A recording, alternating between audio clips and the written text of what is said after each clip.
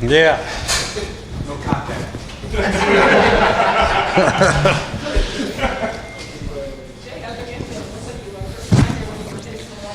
I did hurt my wrist, but I'll be okay. Yeah. Nobody cares about that one. How much fun are you having watching Jimmy Moreland do everything that he's doing right now? Yeah, he's a fun guy to watch. He's always around the ball, got excellent ball skills, which is what drew us to him, and he's proven to be quite the athlete. He's picking up the system very well. He's playing inside and outside, so I've been very impressed with him. He had the 3 turnovers today. Is that something that's been a regular occurrence, or was today? He got one the first day, and so we shut him out for the next couple days, but he's made his presence felt without a doubt. And he's got a great idea for route concepts and breaking on the ball, and obviously the ball skills. When the ball's in the air, certain guys can bat it down, but not necessarily catch it. But he obviously has a great ball skills, can catch it, and then when you see him run it with the ball in his hands, there's a chance he could be a good punt returner too, by the way he runs with the ball in space. How did you go about deciding the quarterback reps? It seems like they were pretty even today, just in terms of, case game. Yeah, I mean, if it's a 16-play period, we'll go, probably 7 and 7 and 2, something like that. Try to split them up equally. And then what did you just make of each guy today? Right now, the defense is pretty good right now. They're at full strength. Offensively, we're not quite at full strength. The offensive line we're going through, we just added 2 new tackles today, so it's been a struggle. Phil, Coach Rauscher, and Coach Callahan trying to get these guys up to speed, but when you're blocking Kerrigan and Sweat and some of these guys trying to get them off the edge, it's going to be a little bit cloudy in the team periods. 7-on-7, those drills, I think we're getting a good feel for the route concepts, and they're making good throws. When we get to the team period, it's kind of been a little tough. Defense has been doing very well, but I think they're just progressing nicely, both of them, all 3 of them, really. Josh is doing some good things, too, so just got to keep at them, keep throwing things at them. Coach Manusky, Coach Horton, these guys are doing a good job defensively, giving us different looks, challenging them, and they're making plays. Jay, like you said, there are a lot of key pieces that are still missing on offense, but we saw Martin was getting first-team reps at left guard. It looked like Eric Flowers was next to him at tackle in Trent's spot. Do you envision Martin, is he now in the lead for that job? How do you like how he's No, right now Flowers playing tackle just because we don't have any right now. We have some, obviously, that just got here, but, Timon's been here a little bit. He's coming back from an injury. He's been playing some tackle. Right now, we're just putting him out there. He still will be our swing tackle, but we envision moving him back once we get Morgan back and Trent back and obviously John Christian back. But right now, we're very light, so it's good for him to keep his mind fresh with tackle, but we will get him plenty of reps at guard as well. Jay, what would you say about Jordan Brailford? He was getting after it on the defensive line, getting around the edge pretty well today, and I think Wes Martin gave Bill Callahan a rare smile today, doing something on the line. What would you say about the 2 rookies so far at this point? Brailford and Sweat? Brailford and Wes Martin. Oh, Wes Martin? Yeah, both feeling their way. I think Brailford has shown excellent athletic ability, quickness off the edge. He plays with good length. But again, we're shuffling tackles in and out of here, so we expect them to have some success. But I've been impressed with Jordan. His athletic ability, his mental ability to pick the defense up, doing a good job. And then Wes, same thing. I mean, we're trying to teach them the fundamentals. It's in early stages, but for offensive linemen, it's not easy. We're doing inside zone, outside zone, mid zone, some double teams, pass blocking, pass protections. We're throwing a lot at him, but I think mentally he's a very, very bright guy, and I just think he has to continue to work on his fundamentals. He'll be fine. I like where he's at. Jay, Landon Collins wasn't out there when we were here last week. Did he start practicing this week, or did you start working him in last week? What have you seen from him? And I think that was it. Yeah, this week. We're still very cautious with his shoulder, coming back from his shoulder. But he feels good, and we're trying to get him in some 7-on-7 drills. I want to get him lined up when we have a walkthrough so we can communicate the defense, get lined up. And then at his own discretion, at the trainer's discretion, he'll do some team periods every now and then, just making sure he's careful and he understands his importance to his football team. So, but It's fun to look at him over there instead of playing against him with the Giants all the time. He's a good guy to have out there. He's a communicator, and it's hard to tell what his presence is felt in shorts. But when your pads are on, that's when you feel Landon. What does He started this week. He started yesterday a little bit. What does Rogers Cromartie add? He's a veteran guy that can run, and he's played with Landon before, and he's a smart guy. He communicates. He can play man-to-man. He can play off. Just another security blanket to have out there that gives you some leadership and some depth. When you have a guy that's 6'2" that can run like he can with the experience that he has, the plays that he's made in big games in his career, I mean, what the heck, man? It's a great ad for us. He obviously retired and he was with your brother last year. What kind of scouting report did you get from him, and what concerns did you have about the fact that he had retired midway through? Well, you have concerns that maybe football wasn't very important to him, but when we had a chance to meet with him in off season, he was passionate about his return and wanted to play, and that's all we had to hear. I can imagine why he'd want to quit from the Raiders. I mean, right? So John will do that to people. So no, I'm just kidding. I mean, that's not a headline. Golly. But no, I think, sometimes as a veteran guy, if you're not getting the reps, the work that you think you should get, sometimes you think you've had enough, and then you sit out for some time and you're like, wait, I still can play. I still can help a football team, and that football team shows interest, and then we can maybe get them back to speed and get them ready to play. A couple of times today, Dwayne would get the offense to the line, and then he'd kind of have to step back. And I think Bill Callahan yelled about checking the line or checking the numbers. Is that something that falls on the quarterback to kind of get everybody organized, or was Bill talking to somebody on the offensive line where those? I think a couple of times we just might have called the either the formation wrong or the run to the wrong side or what have you. Just had to reset it. Dwayne's still processing everything, so everything's coming in fast, and he's trying to process of formation, the run concept, or the pass concept of protection. So it's all really new to him as far as transferring what I say or Coach O'Connell says to the huddle. There might be one key word that he might mess up, which is a critical word. 14 instead of 15, so it's a big word. So we have to just clean him up a little bit, slow him down, be patient, but it'll come for him. It'll come soon. Jay, I know it's just been OTAs and off-season stuff, but have you seen anything different in Josh Doxson? Has there been any kind of growth or, maybe a little bit of advancement with him? Yeah, I've been impressed with Josh. Really, he's come out. He's come work every day. He's been in all the meetings, and he's running. I think when the ball's in the air, he's been making plays left and right. So,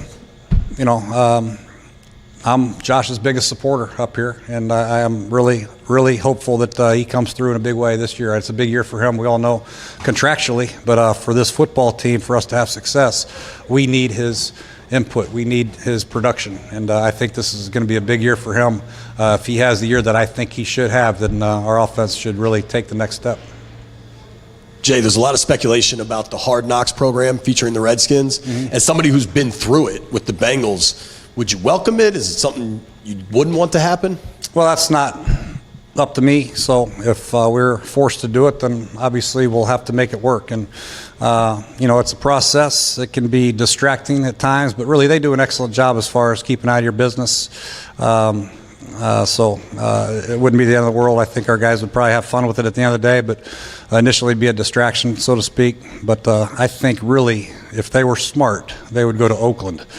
I mean, seriously. What an entertainment value that would be. Antonio Brown, John Gruden, Paul Gunther, Montez Burfict. Incognito. These guys got to be crazy not to go to Oakland. They can do us next year, maybe. Not if you make the playoffs. If we don't make the playoffs, I probably won't be here anyway. So they can come here and do it all they want. On an entirely different note. On an entirely different note, Coach, you've been largely credited with scouting Matt Ioannidis and getting him here through that draft pick. Now that he's gotten his second contract, does that hold a little value for you? Not really. I take pride in doing the work in the off season, both free agency and in the draft. And sometimes you're right, sometimes you're not so right. But with Matt, it was an easy decision for us. He was right there in the 5th round for us, and the way he played at Temple, it just has carried over. So it was an easy pick. Jay, to go back to receivers, what have you seen out of some of the younger guys, particularly Cam Sims and Trey Quinn, coming off the injury, and just that room in general? You've got some interesting guys, but is it maybe the most unsettled unit you have so far because of you don't have a lot of proven guys at the top? Yeah, you could say that, but I think based on what I've seen out here, it's the most exciting group to me. Really, I think the rookies have come in here, not just the draft picks, but some of the free agents. Steven Sims has come in and shown flashes, and TJ's done a good job. Cam Sims coming off the injury is proven that's why we kept him around, and he was going to make our team because of his size and athletic ability. And then Josh Doxson, like I mentioned, I think he's going to have a big year. Trey Quinn has taken over the inside slot role. He's confident, he's quick, he's got strong hands, he's physical, he's tough. And then obviously Brian Quick here with some veteran experience. Paul Richardson's not even out here yet with his speed, but Terry and Kelvin are, knock on wood right now, are very, very good. John, is there some, or excuse me, Jay, I'm so sorry, Jay, sorry. What's she called? Jay, I noticed you guys running a lot of safety blitzes and middle linebacker blitzes with John Bostic. Is that something that Ray Horton and Rob have implemented? Is that something we'll see later in the season, or is that just something you guys are running right now? We're doing a little bit of everything right now. We try to mix in our blitzes and our intent on a week-to-week basis. Sometimes it'll be safety, sometimes it'll be a linebacker, sometimes it'll be nobody. So just a matter of what Coach Manusky, Coach Horton, obviously Coach Ryan now with his expertise, and Coach Tom Sula, what they come up with. And I totally trust the fact they'll come up with a good plan each week. Is he full go with everything now? Yeah, he's out there practicing today, so I assume he is.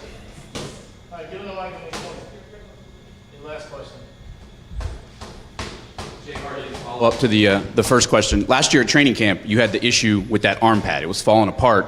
You got a new one, and then was the new one the one that hurt your wrist today? Is there maybe a time to stop doing that drill, Coach? Well, I might have to put the arm pad to bed. Yeah. I have an issue. I can't just stand there. I have to try to be actively involved some way, somehow. The arm pad is probably a bad idea. I'll stick to clapping my hands. Nice, Coach.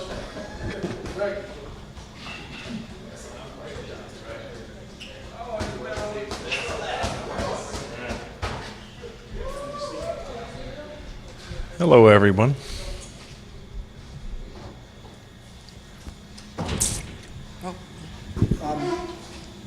We finally got to see Landon Collins out there running around a little bit. What's been your early impressions of him, just either in the meeting rooms and the little bit you've seen of him out there? Especially from the meeting rooms, just trying to learn the system and get through it and understand all the different nuances that we have. Asks a lot of questions, does a great job of trying to figure out exactly what we're doing and, his vision points and stuff on the field. But overall, we're excited to have him out in the field and actually practicing. We didn't see Ryan Anderson out there. Was that just a voluntary thing, or did he tweak something yesterday? No, I think I don't know exactly what's going on with Ryan. You got to ask the medical department, but I think overall, right now he's been doing a great job. Looking forward to him doing great things for us. How exciting is it to have him and Montez Sweat and obviously you have Ryan Kerrigan? Well, I'm just saying it's exciting to have a big, long guy that can actually run real well. I think with Sweat, he's doing a great job of trying to pick up the system, like young defensive linemen are. Across the board, I thought, the last couple of days he just keep on getting better at his craft, and hopefully he'll just continue to do that. What have the additions of coaches like Horton, Rob Ryan, what have they done for the staff so far? I think it's the over 50 gang, pretty much all of us, a lot of old guys. But pretty much the best thing about it is just shooting back ideas back and forth of what, Ray has done in the past. And the same thing with Rob, going back and forth on certain situations. Could be in 2-minute situation, could be in red zone. But just going back and forth, just shooting, what they've done in the past, what we do here. And it's been actually pretty cool, sitting down and talking with those guys. Have you tweaked some things already because of that? Yeah, pretty much I think overall, from a learning standpoint, made it a little bit easier for the players. So, if players have to come in and learn a new system, it's not as hard. I used to do that back in San Francisco when I was there, so it wasn't that major of a deal for myself. But, we changed a little bit of things here and there. Just curious, when you're looking at the receivers going up against the defensive backs, who's been standing out to you so far on either side of the ball? Well, I think, the receivers or our guys? Either side. Jimmy Moreland had a hat trick today, so he had 3 interceptions, which I've never seen, over my career actually in practice, but that was great for him. Young nickelback corner that's been playing is Jimmy. Wide receiver-wise, I don't know. I don't really care exactly. I don't really deal with that side of the ball. And I'm not saying that in a bad way, all right? I do care, okay, but I don't, really focus on that. But overall, I think our DBs with the communication standpoint, I think Trapp shows up. I think DeShazer shows up, and it's great to have Landon back there. But overall, it's a nice little group showing up. What's a guy like DRC add? I tell you the truth, just an older guy that understands football, understands schemes, knows route recognitions, he knows exactly what's coming, and has been productive over the last couple of weeks that he's been here, and he's picked up the system. It's kind of easy for him, which is pretty cool from my standpoint. Greg, speaking of Jimmy, how much of a surprise has he been? Did you guys have any inkling that he was this much, that he could make these kind of plays? I definitely knew that when we drafted him. No, I had no idea. I mean, just overall, just a smart, even Ray was telling me he went back to see his notes and stuff on Jimmy. Just a smart football player, and knows exactly what he's supposed to do. Understands the game, very well. It reminds me a little bit of a Kendall Fuller type of player that we have. And I'm excited for him. Right now it's early. He made a couple of picks so far, but I'm just saying overall, he's performing very well.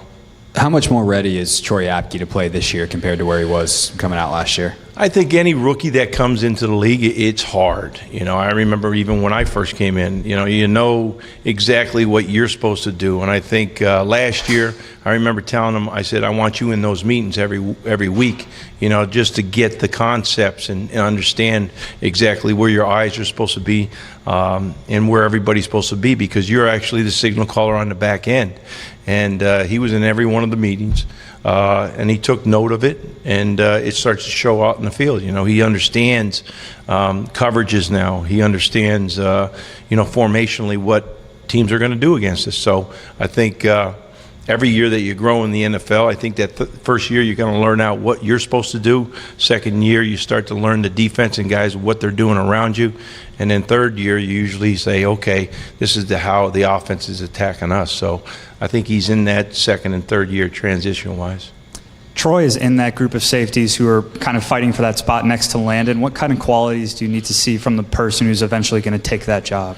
They call them for safeties for a reason, right? They're the safety valve. If something breaks through, you got to make those plays on the back end. And I think he's one of those players that can make plays in space, when the running back's coming, breaks through the line, if we do have a mishap up front. But, overall from a coverage standpoint as well, they're going to cover those main tight ends. Or he's in the post, depending upon where we think we see him as right now. I mean, we're still judging every player, but overall, I like where Trapp's at. How much do things change for you next week, mandatory and Josh Norman being here, from a tenor standpoint, a tone standpoint, and having that veteran? I think it's important, to get everybody, in here to train and perform at a high fashion. And just, from the communicational standpoint, we changed a little bit. So I think Josh has got to turn over and study a little bit more and understand exactly where how the calls are being called now compared to they were last year. You mentioned Jimmy Moreland before. You've got a lot of other young corners on the roster, the three guys in particular who made the team a year ago. Where do you kind of see that is that one of the more interesting competitions going forward here this summer, all those young cornerbacks? Yeah, I think everybody, from that standpoint, Dunny's been a little bit banged up, still hasn't practiced and stuff, but and then Josh hasn't been around. I think it's important they have those guys around to understand the system, but for those young guys, they just got to keep on battling. Some days you're going to have some bad days, and then some days you're going to have some great days. So you got to keep on struggling, through these decent amount of installs that we're putting on them and starting to learn the defense, which majority of them have. You guys are best. Thanks.